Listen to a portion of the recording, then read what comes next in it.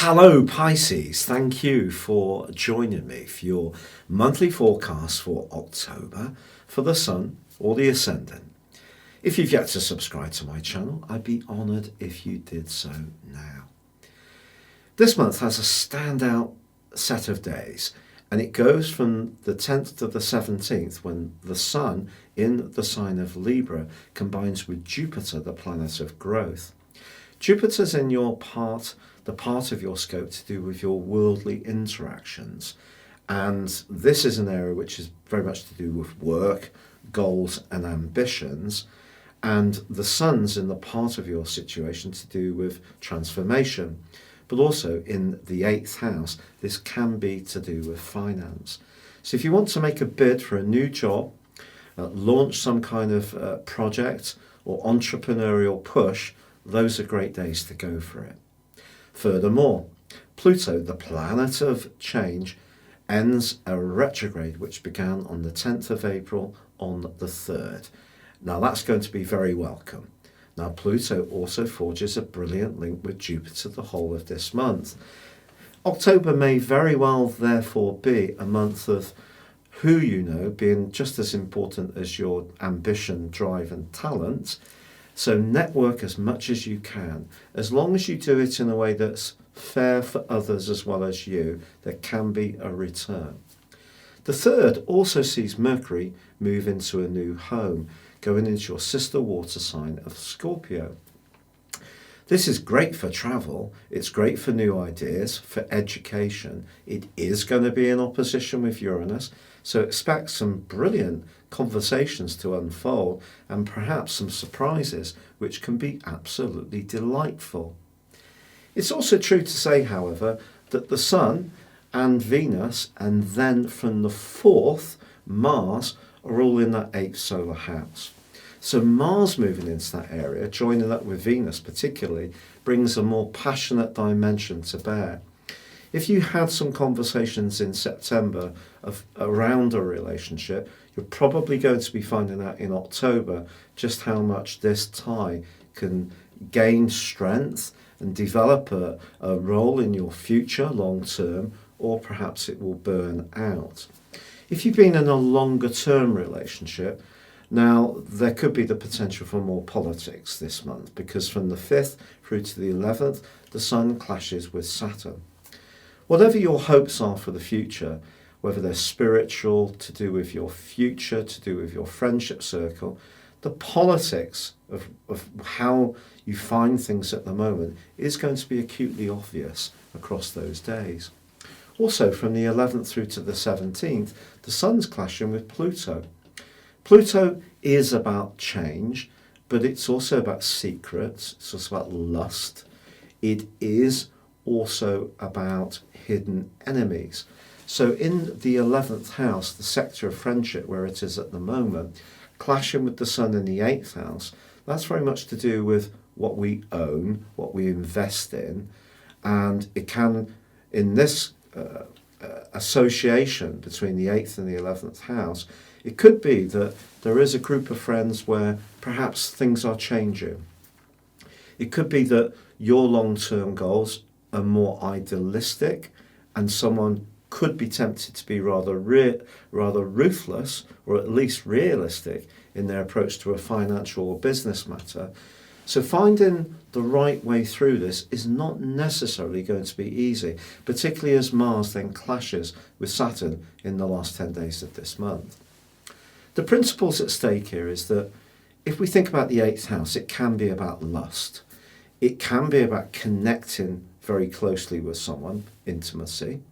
It can be about loot in terms of longer term finance, so business finance. It can be to do with trust funds, savings, shares, pensions, and property matters. So if there's something going on in those areas and your approach to it is very fair and decent, it could be that someone you encounter may not be. Then again, perhaps you're going to be tempted to take a shortcut across those arenas, and basically the planets are saying to you, be cautious, because Saturn and Pluto in the 11th house is asking you to connect with your higher self. But it does suggest, quite frankly, that maybe some people have been going out of your life, particularly over the last couple of years during Saturn's transit.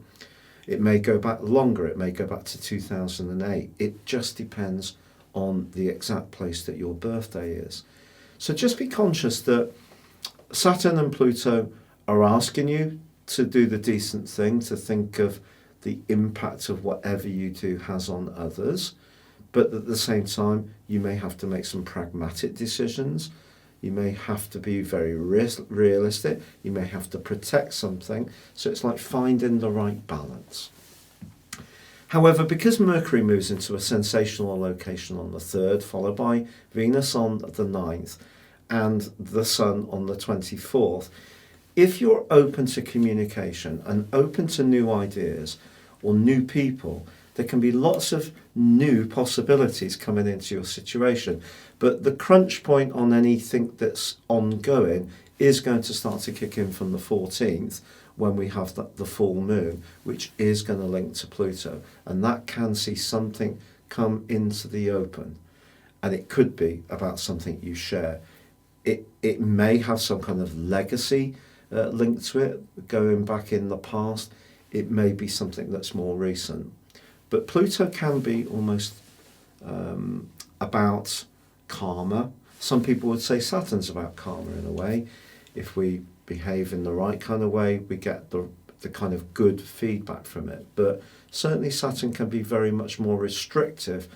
Pluto can be about change. So I think there can be some changes around your long-term hopes, around your ideals, your belief systems, your friendships, the groups that you hang around with, and there can be changes around entrepreneurial situations as well, or how you manage your finance. So it's finding that balance between what's fair for you, fair for others, but understanding that change is part of the inevitable process of life. And the 8th house that the Sun, Venus, initially Mercury, then Mars occupy can be about ends.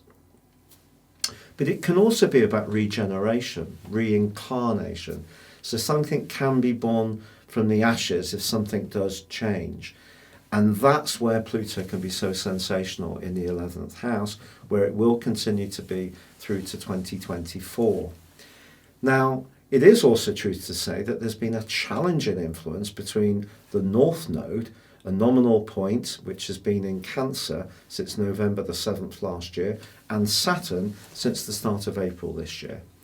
So if you have been feeling that some of your passions have been polarised, but not quite known how to identify it, it's almost like you may have just felt a little bit less excited or stimulated, or felt less sense of reward from some of the things that you've done. I think some of that can start to come to a close. And once the Sun bursts into Scorpio, joining up with Mercury and Venus on the 24th, you really are entering a much freer, a much more liberated part of the year. It's about, if there are some things that you need to move on from, it's about relishing the process. It's not about not looking back and being utterly ruthless. I don't believe in all of that. I feel that all transitions we have to grieve through. But I think the 9th house can bring in lots of knowledge for you, some bright and sparkly people this month. There can be some very unexpected text messages and emails, which really can delight you. And a fabulous new moon on the 28th is certainly one to celebrate.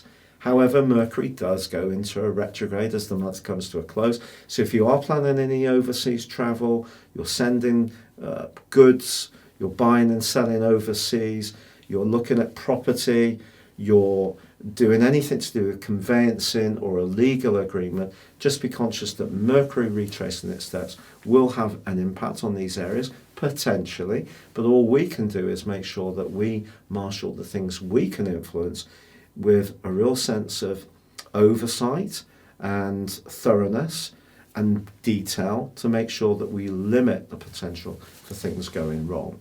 But on the whole, this is an intriguing month for you, Pisces, where change is written through it, but the stars really are giving you the astral cards to make the moves that are right for you. It's just making them in the right kind of way.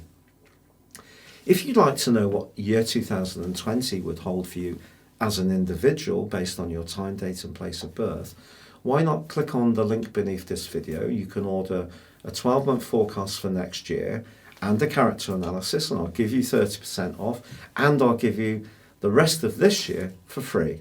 But for now, it's been a real pleasure being with you, Pisces. Good luck and goodbye.